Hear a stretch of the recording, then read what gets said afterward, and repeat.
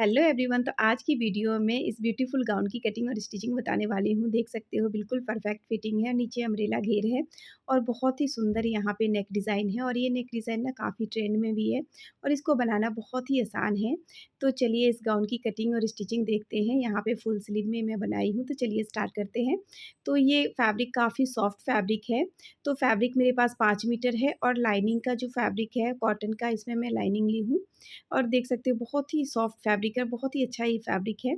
और लाइनिंग की फैब्रिक ना 3 मीटर है और मेन फैब्रिक 5 मीटर है। तो चलिए स्टार्ट करते हैं। तो सबसे पहले मैं यहाँ पे चोली की कटिंग करूँगी, तो पहले मैं लाइनिंग पे कटिंग कर लूँगी। तो पहले डबल फ़ोल्ड करूँगी, उसके बाद यहाँ पे 4 लेयर में फ़ोल्ड कर लेना है। फ्रंट बैक एक ही साथ में निकालूँगी। अब यहाँ पे मैं चौड़ाई देख रही थी, चौड़ाई के हिसाब से मैं इसको कट कर दी हूँ। उसके बाद अब यहाँ पे लंबाई लेना है, तो इस तरीके से पहले मैं सीधा कर लूँ फैब्रिक को, उसके बाद यहाँ पे मैं लंबाई लूँगी। तो जितनी भी आपकी लंबाई हो चोली की, जितनी भी आप लंबी चोली पहनते हैं इसमें, उस हिसाब से आपको 1 इंच एक्स्ट्रा ले लेना है। तो यहाँ पे चोली की लंबाई मैं 15 इंच रखूँगी, तो 1 इंच एक्स्ट्रा लेना है, तो यहाँ पे मैं 16 इंच ले लूँगी। अगर आप 14 इंच लंबी चोली बनाना चाहते हैं, तो आप 15 इंच लंबाई लें। अब यहाँ पे मैं शोल्डर लूँगी, शोल्डर मैं यहाँ पे 7 इंच लूँगी और यहाँ से भी 7 इंच का निशान लगा लूँगी। उसके बाद आर्म होल में 7 इंच डाउन जाऊँगी। अब यहाँ पे ब्रेस्ट का चौथा हिस्सा और प्लस हाफ इंच में इसमें लूज़िंग दूँगी, यानी कि मैं 10 इंच ली हूँ, 38 साइज़ के हिसाब से मैं बना रही हूँ। अब यहाँ पे कमर का चौथा हिस्सा और प्लस 1 इंच डार्ट का मैं लूँगी। उसके बाद यहाँ पे 2 इंच में मार्जिन लूँगी, कुछ इस तरीके से। अब यहाँ पे इस तरीके से लाइन ड्रॉ कर देना है और उसके बाद यहाँ पे आर्म होल की गोलाई के लिए मैं यहाँ पे 1.25 इंच पे गोलाई लूँगी आर्म होल की। तो ये बैक आर्म होल हो गया। फ्रंट आर्म होल के लिए 1 इंच, इस लाइन से 1 इंच अंदर की तरफ आना है और इस तरीके से निशान लगा देना है। अब यहाँ से 1.25 इंच की गोलाई कॉर्नर से लेते हुए यहाँ पे निशान लगा लेना है। अब यहाँ पे कमर के शेप के लिए 1.25 इंच से 1 इंच ऊपर जाना है और यहाँ पे 5 इंच बंद साइड से जाते हुए इस तरीके से तिरछी लाइन ड्रॉ कर देना है। इससे ना कमर की शेप बहुत अच्छी आती है, तो ये आप ज़रूर करें। अब इसकी कटिंग कर देनी है। तो पहले बैक के हिसाब से कटिंग करेंगे, फ्रंट आर्म होल के हिसाब से कटिंग नहीं करेंगे। अब यहाँ पे कटिंग करने के बाद ना फ्रंट और बैक अलग कर देना है, कुछ इस तरीके से। फ्रंट बैक अलग करने के बाद ना अब बैक पार्ट को साइड कर देना है और फ्रंट पार्ट में अब आर्म होल की छटाई कर देनी है, फ्रंट आर्म होल की छटाई। तो यहाँ पे चोली की कटिंग हो गई है फ्रंट बैक दोनों की। अब इसको लाइनिंग मेन फैब्रिक पे कट करना है। तो मेन फैब्रिक पे मैं इस तरीके से 4 लेयर में फ़ोल्ड कर ली हूँ और इस तरीके से लाइनिंग वाले फैब्रिक को रखते हुए मैं कट कर लूँगी। थोड़ा थोड़ा ज़्यादा ही कट करूँगी, बाद में स्टिचिंग के टाइम में इसको कट कर लूँगी।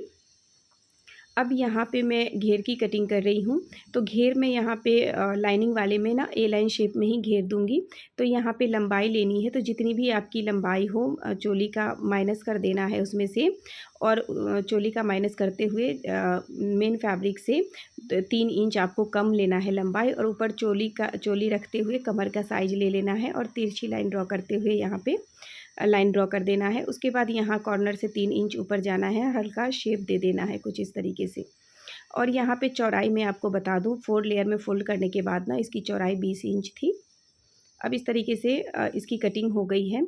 अब यहाँ पे अम्ब्रेला घेर की कटिंग के लिए मैं डबल फ़ोल्ड फैब्रिक कर ली हूँ। उसके बाद यहाँ पे तिकोने शेप में इसको फ़ोल्ड कर लूँगी। उसके बाद जो लाइनिंग वाला फैब्रिक है ना, उसको इसके ऊपर रखना है इस तरीके से, ताकि कमर का यहाँ से नाप मिल सके।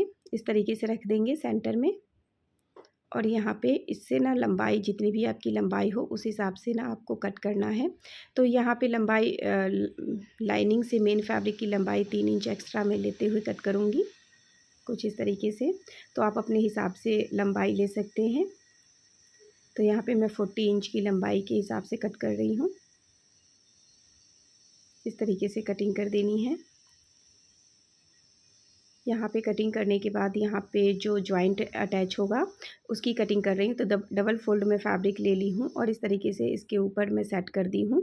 हाफ इंच ऊपर चढ़ाते हुए रखूँगी ताकि अटैच में हाफ इंच जाएगा और इस तरीके से जॉइंट की कटिंग कर लेनी है। जॉइंट की कटिंग करने के बाद यहाँ पे ऊपर जो निशान लगा हुआ है कमर का, वहाँ पे भी हमें कटिंग कर लेनी है। कुछ इस तरीके से यहाँ पे जॉइंट अटैच हो जाएगा। अब इसकी भी कटिंग कर लेनी है। तो यहाँ पे घेर की भी कटिंग हो गई है, अब स्लीव की कटिंग करनी है। तो यहाँ पे इतना सारा फैब्रिक बचा हुआ है, तो मैं यहाँ पे फुल स्लीव बना रही हूँ। तो 4 लेयर में फैब्रिक को मैं फ़ोल्ड कर ली हूँ। उसके बाद जितनी भी लंबाई है मैं उतनी ले रही हूँ, यहाँ पे 25 के करीब लंबाई आ रही है। अब 3.5 इंच डाउन जाते हुए आर्म होल जितना है उसका हाफ़ ले लेना है कॉर्नर से, और 2 इंच एक्स्ट्रा ले लेना है। अब यहाँ पे स्लीव की गोलाई का हाफ़ लेना है, प्लस 2 इंच मार्जिन ले लेना है, और यहाँ पे शेप देते हुए स्लीव की कटिंग कर देनी है। तो काफ़ी सॉफ्ट फैब्रिक है, तो इधर-उधर खिसक रहा था। तो यहाँ पे इसकी कटिंग हो गई है। अब यहाँ पे फ्रंट स्लीव की जो छटाई होती है वो कर लेनी है। तो इस तरीके से फैब्रिक को खोलते हुए एक साइड से मैं फ्रंट स्लीव की छटाई कर दूँगी और यहाँ पे निशान लगा दूँगी फ्रंट का। अब यहाँ पे स्टिचिंग के लिए सबसे पहले मेन फैब्रिक और लाइनिंग को अटैच करना है। चोली पहले मैं रेडी कर रही हूँ, तो उसके लिए पहले मेन फैब्रिक्स के साथ लाइनिंग को अटैच कर देना है। तो अच्छे से, ताकि सलवटें वगैरह नहीं आए, और अच्छे से सेट करते हुए अटैच कर देना है फ्रंट और बैक दोनों। इस तरीके से अटैच करने के बाद जो भी एक्स्ट्रा साइड से आ रहा है उसको मैं कट कर दूँगी। अब यहाँ पे बैक पार्ट ये है, तो बैक पार्ट में डार्ट डालने के लिए मैं बंद साइड से 5 इंच का निशान ली हूँ। 5 इंच ऊपर डार्ट की जो चौड़ाई है 1 इंच लूँगी, और ऊपर मैं 5.5 इंच लंबाई ली हूँ डार्ट की, और इस तरीके से निशान लगा लेना है। दोनों साइड से इसी तरीके से निशान लगा लेना है। 5 इंच पे निशान लगा लेना है, 5.5 इंच लंबाई जानी है, और उसके बाद 1 इंच चौड़ाई लेते हुए निशान लगा लेना है। अब फ्रंट की साइड डार्ट डालने के लिए यहाँ से मैं बंद साइड से 4 इंच पे निशान लगाऊंगी, और 1 इंच दोनों तरफ 1-1 इंच हाफ इंच लेते हुए निशान लगाना है। ऊपर से बस पॉइंट का निशान लगा 10.5 इंच पे निशान लगा ली हूँ, और इस तरीके से यहाँ पे डार्ट डाल देना है। डार्ट की चौड़ाई 1 इंच है। अब आर्म होल की निशान लगा रही हूँ मैं, आर्म होल डार्ट के लिए। तो 5.5-6 इंच पे मैं ऊपर से निशान लगाई हूँ, और हाफ इंच चौड़ाई डार्ट ली हूँ। अब यहाँ पे डार्ट को स्टिच करने के लिए पहले मैं सेंटर में स्टिच लगाऊंगी, ताकि कपड़ा इधर उधर ना खिसके। उसके बाद यहाँ पे डार्ट की मैं स्टिचिंग कर दूंगी। तो सभी डार्ट को इसी तरीके से स्टिच कर देना है। डबल स्टिच में लगा दी हूँ। अब डार्ट स्टिच करने के बाद यहाँ पे नेक रेडी करना है। तो नेक रेडी करने के लिए मैं पेपर फ्यूजिंग इसमें अटैच कर ली हूँ फैब्रिक पे, लाइनिंग वाले फैब्रिक पे। चौड़ाई में ये 12-12.5 इंच है, और लंबाई में यहाँ पे 8-8.5 इंच में ली हूँ फैब्रिक। अब चौड़ाई में ना यहाँ पे 4.5 इंच पे मैं निशान लगाऊंगी। तो चौड़ाई यहाँ पे 4.5 इंच है, और नेक की गहराई ना 6.5 इंच पे मैं निशान लगाऊंगी। अब यहाँ से 3 इंच पे एक बॉक्स बना लेना है पहले। तो यहाँ पे 3 इंच पे मैं बॉक्स बना लूँगी कुछ इस तरीके से। 3 इंच पे बॉक्स बनाने के बाद ना 1.5 इंच ऊपर जाते हुए मैं निशान लगा ली हूँ, और इस तरीके से तिरछी लाइन ड्रॉ कर देना, हल्का सा शेप दे देना है इसको। इस तरीके से ऊपर से 5 इंच पे निशान लगाते हुए यहाँ पे मैं शेप दे दी हूँ, और दूसरे तरफ इसको फ़ोल्ड कर देना है। तो फ़ोल्ड करने के बाद जब टैप करेंगे ना हल्का सा, तो यहाँ पे निशान आ जाएगा। तो उसी के अकॉर्डिंग दूसरे साइड भी हमें निशान लगा लेना है। तो इस तरीके से निशान लगाने के बाद ना आप फ़ोल्ड कर देना है।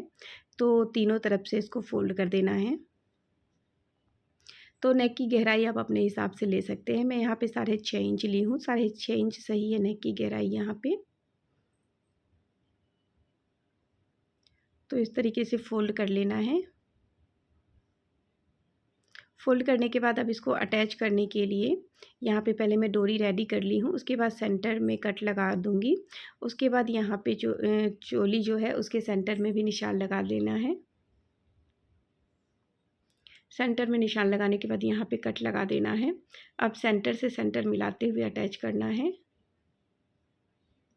तो इसको इस तरीके से सेट करके रखना है, और पहले सेंटर में सिलाई लगा लेनी है। आप चाहो तो सेंटर में पिन भी अटैच कर सकते हैं। तो यहाँ पे सेंटर में सिलाई लगाने के बाद अब किनारे से सिलाई लगाना है। तो जो गोल है वहाँ पे सिलाई नहीं लगाना है, यहाँ साइड से स्टिच करना स्टार्ट करना है। वहाँ पे राउंड शेप से सिलाई नहीं लगाना है। इस तरीके से स्टिच करेंगे, और यहाँ पे डोरी को अटैच करेंगे। इस तरीके से सेट करते हुए कॉर्नर पे कोने पे डोरी को रखेंगे, और इस तरीके से स्टिच कर देंगे। इस तरीके से, और यहाँ पे भी डोरी को अटैच करना है, रखना है, और इस तरीके से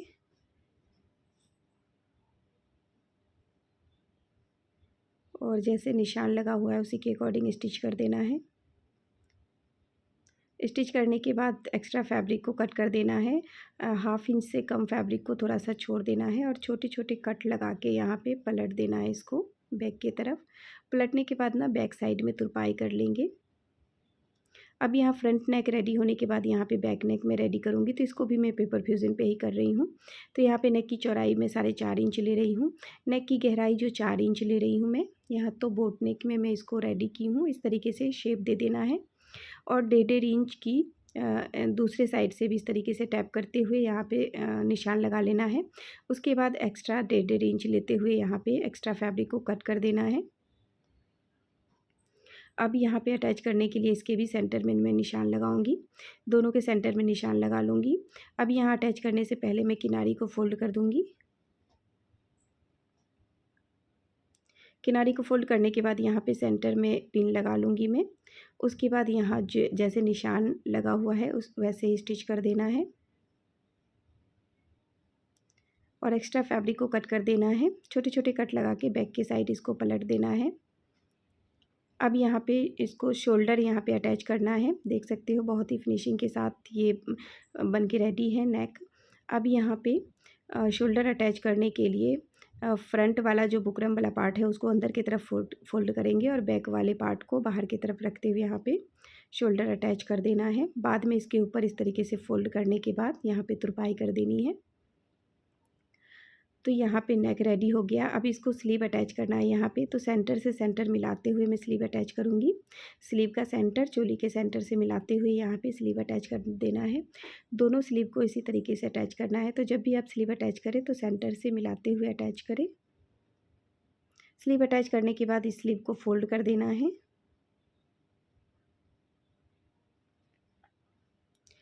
स्लीव फोल्ड करने के बाद यहाँ पे मैं अम्ब्रेला घेर को जो जॉइंट वाला पार्ट है उसको मैं अटैच करूँगी।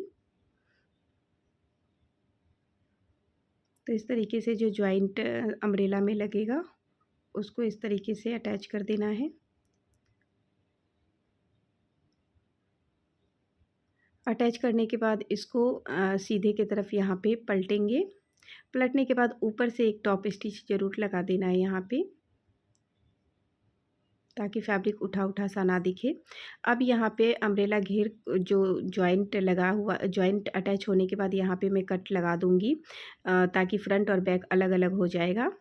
फ्रंट और बैक दोनों अलग-अलग कर लेना है। उसके बाद यहाँ पे लाइनिंग के साथ इसको अटैच करना है, फ्रंट को अलग और बैक को अलग। क्योंकि अगर आप पूरे राउंड में अटैच करोगे ना तो कभी ढीला टाइट करने में प्रॉब्लम आती है, इसलिए फ्रंट और बैक आप अलग-अलग कर लें, उसके बाद अटैच करें।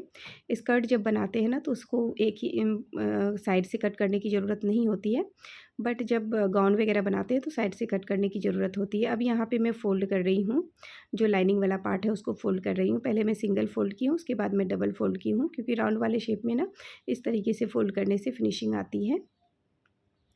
अब ये फ़ोल्ड होने के बाद यहाँ पे देख सकते हैं फिनिशिंग के साथ यहाँ पे फ़ोल्ड हो चुका है। यहाँ पे फ़ोल्ड होने के बाद मैं इसको अटैच करूँगी चोली के साथ घेर को। तो फ्रंट और बैक दोनों घेर को अटैच कर लेना है इस तरीके से चोली के साथ।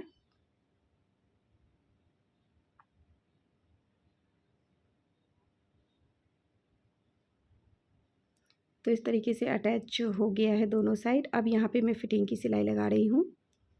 तो इस तरीके से पूरे में फ़िटिंग की सिलाई लगा देनी है। मैं स्लीव से स्टार्ट की हूँ, उसके बाद यहाँ पे इस तरीके से फ़िटिंग की सिलाई कमर तक मैं लाऊँगी। कमर से ना 3-4 इंच नीचे तक स्टिच करते हुए आना है। कमर से 3-4 इंच तक नीचे तक स्टिच करके आएँगे। उसके बाद ना लाइनिंग अलग और मेन फैब्रिक अलग स्टिच करना है, क्योंकि लाइनिंग का घेर कम है और मेन फैब्रिक का घेर ज़्यादा है, तो इसलिए दोनों को अलग-अलग अटैच करना है।